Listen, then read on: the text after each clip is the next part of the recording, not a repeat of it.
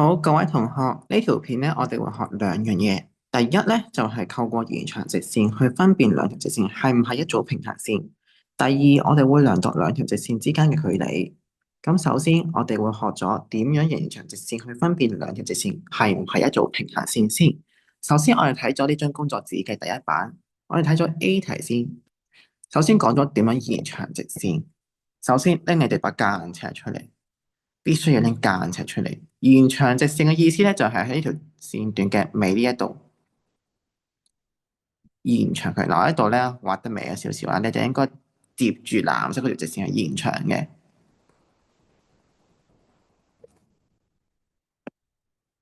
嗱，今次呢條咧就對準啦，對準藍色嗰條直線去延長。紅色呢邊咧就係延長咗直線。我哋延長直線咧係延長之後咧，嗰條線都係直線嚟嘅。就唔好似綠色筆呢邊咁樣咧，哇！好似條曲線咁樣就唔係延長直線。延長完之後都係一條直線嚟嘅。好啦，咁延長完直線，我哋而家咁就分辨佢係唔係一種平行線咯。點樣分辨佢係唔係一種平行線咧？非常之簡單。如果呢兩條直線，如果我哋揾到一個係相交點，咁咩係相交點咧？我呢邊做一個示範，藍色筆。我求其畫咗兩條直線，嗱，我可以好清晰咁樣見到呢兩條直線中間佢哋穿過咗嘅，穿過咗呢一點咧，我哋就叫做佢係一個相交點。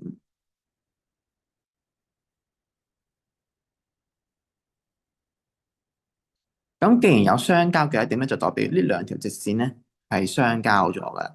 咁我哋望翻 A 題呢一邊條直線，我哋發現無論佢延長幾多咧，完全都唔似會相交嘅，因為冇歪埋一邊嘅。咁所以既然我哋揾唔到呢兩條直線一個相交點嘅時候咧，就代表呢兩條直線係互相平衡。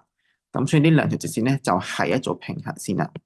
嗱，我再講多一次，如果我哋揾唔到呢兩條直線有任何嘅相交點，無論延長幾多都揾唔到相交點嘅話啦，咁就代表呢兩條直線係互相平衡，係一組平行線。跟住我哋睇 B 題。一樣，我哋用延長直線嘅方法去分辨佢係唔係一組平行線。首先，我哋延長咗直線先，一樣係攞把間尺出嚟，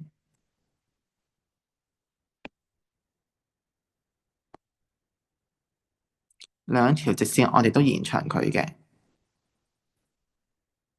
好啦，咁你話點解我今次係延長下面而唔係延長上面咧？你話我延長上面都得嘅喎，延長上面我都可以畫條直線嘅喎。但你可以留意到啦，如果我哋延長上面嘅話咧，呢條直線咧，我藍色筆圈住啦，係啊，插翻去先。橫睇掂睇咧，都越嚟越分開嘅兩條直線，越嚟越開嘅。但我哋睇到下面啦，如果下面延長嘅話咧，我就好快就揾到佢哋係有一個相交點噶啦。咁我頭先話過，如果我哋無論延長幾多都揾唔到相交點咧，咁佢先係一組平行線。既然我哋揾到呢兩條直線有一個相交點，咁就即係代表呢兩條直線並唔係互相平衡。咁所以咧，呢兩條直線就唔係一組平行線啦。我哋捐翻個答案。咁所以我哋呢度有個小總結。如果我哋延長一條直線，無論延長幾多，都揾唔到一個相交點嘅話咧，咁呢兩條直線就係互相平衡，係一組平行線。相反，如果揾到一個相交點嘅話，咁呢兩條直線就唔係互相平衡，就唔係一組平行線啦。跟住我哋揭去後面嗰版，我哋學習點樣揾兩條直線之間嘅距離。首先，我哋講咗點樣揾一點同埋另一條直線之間嘅距離。呢個咧就係我哋二年班學過嘅，我哋而家重溫下。一樣，我哋係需要攞把間尺出嚟。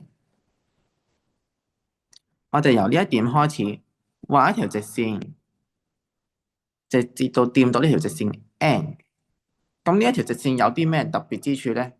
佢係垂直於呢一條直線 N 嘅，即係佢同呢條紅色嘅線畫咗條紅色呢條線，由黑色呢一點畫一條紅色嘅線去到直線 N 呢一度。呢一條紅色嘅線係同 N 互相垂直嘅，係形成一個直角嘅。咁紅色呢一條線咧就係代表呢個黑點同埋直線 N 之間嘅距離。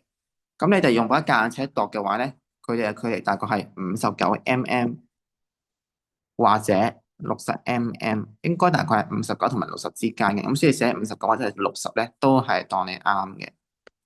跟住啦，我哋重溫完點樣揾黑點同埋直線 N 之間嘅距離咯。我哋就學習一下點樣揾兩條直線之間嘅距離。我哋睇 B 題，點樣揾直線 M 同埋直線 N 之間嘅距離咧？咁就同上面 A 題非常之相似嘅。我哋又係首先畫咗一點先係直線 M， 跟住又係攞把間尺喺呢一點畫一條直線，直至到掂到直線 N。呢一條直線又有啲咩特別咧？佢係垂直於我哋一開始嘅直線 M 嘅。我哋畫呢一條直線係垂直於我哋一開始畫嘅直線 M 嘅。咁紅色呢一條線咧，就係代表直線 M 同埋直線 N 之間嘅距離啦。咁今次度到嘅距離咧，都同上面一樣嘅，大概係59至到60。咁所以你答59或者60咧嘅 mm， 我都係當你啱嘅。咁就係咁樣揾。咁呢兩樣嘢咧，都會幫助到我哋星期五上堂學嘅嘢嘅。記住做完呢張工作紙啦。好，我哋係咁多啦，呢一度。